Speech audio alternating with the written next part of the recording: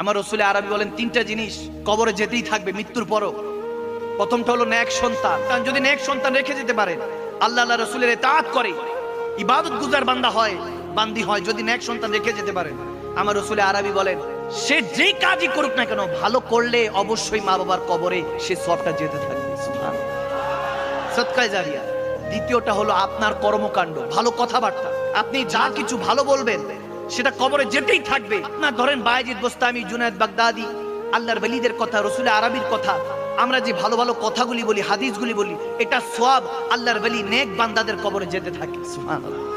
আর third one হলো আপনি মসজিদ, মাদ্রাসায়, আল্লাহর ওলিদের দরগায়, কোরআন সুন্নাহর মেহফিলে, অর্থাৎ যেই দানটা করলেন, যেটা ফিরে পাওয়ার আশায় নয়, দান করে দিলেন, সেই দানের সওয়াবটা আপনি কবরে গেলেও সেটা যেতে থাকবে।